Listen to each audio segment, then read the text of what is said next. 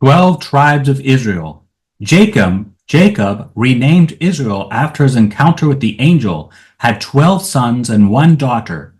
Reuben, Simeon, Levi, Judah, Dan, Naphtali, Gad, Asher, Issachar, Zebulun, Joseph, Benjamin, and Dinah.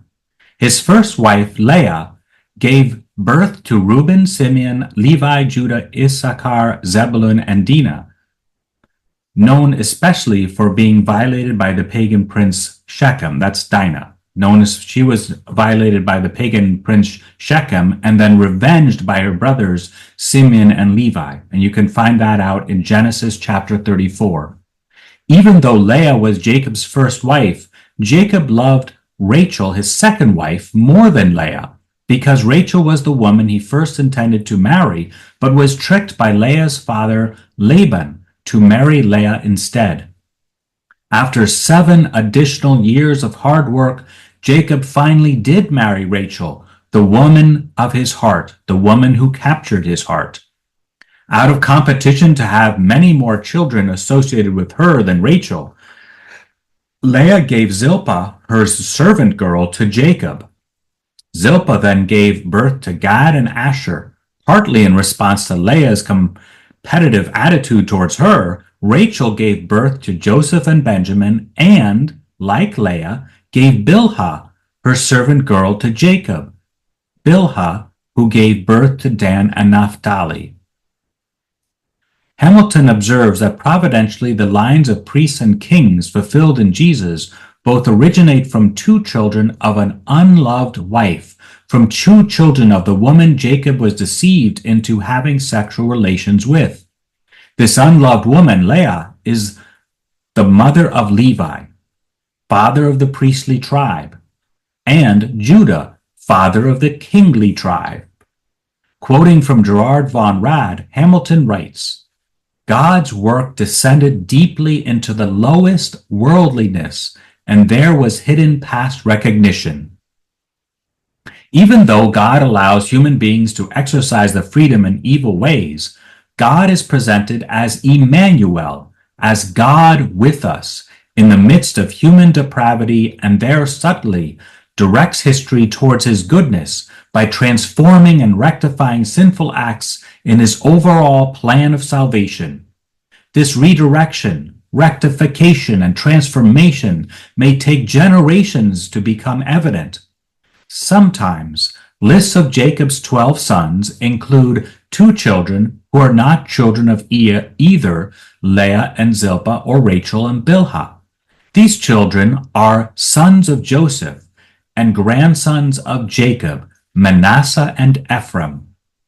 When the tribe of Levi, which God did not give a portion of land to, is not mentioned, then Manasseh and Ephraim replace both Levi and Joseph, their father, and are counted as 2 of the 12 sons in accordance with Jacob's blessing and wish. And now your 2 sons who were born to you in the land of Egypt, before I came to you in Egypt, are mine. Ephraim and Manasseh shall be mine, as Reuben and Simeon are." Joseph, the father of Ephraim and Manasseh, was Jacob's 11th biological son. Due to Jacob's preferential love for Joseph, the firstborn son of his favorite wife Rachel, Jacob's 11 other sons grew to envy and hate Joseph. The envious hatred led the 11 brothers to come up with a plan to kill Joseph. Resisting this evil plan, Reuben, the eldest, counseled his brothers not to kill Joseph.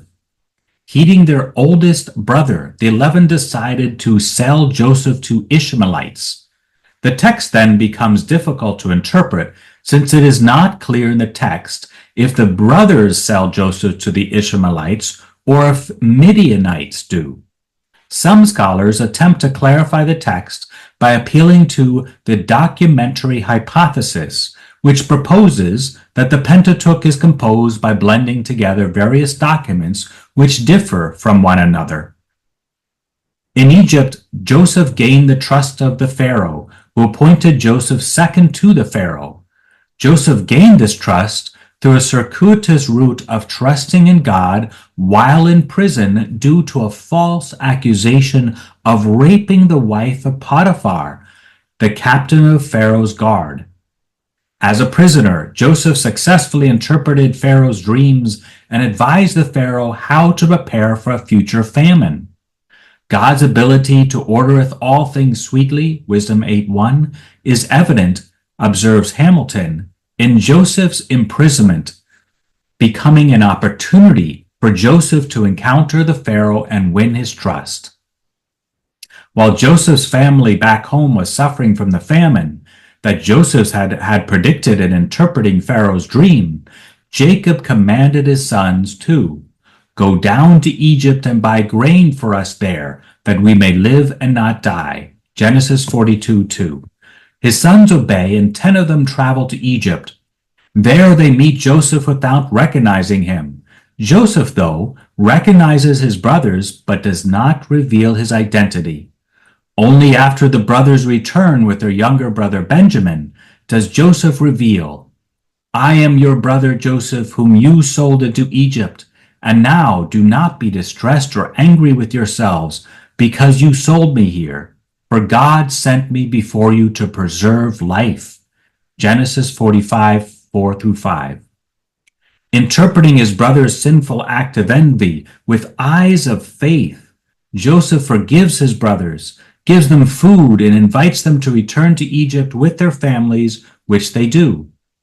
Roy H. Shulman interprets God's providential transformation of Joseph's rejection as fulfilled in Jesus, who is rejected and crucified, and yet, through this crucifixion, all are offered salvation by Jesus' resurrection from the dead.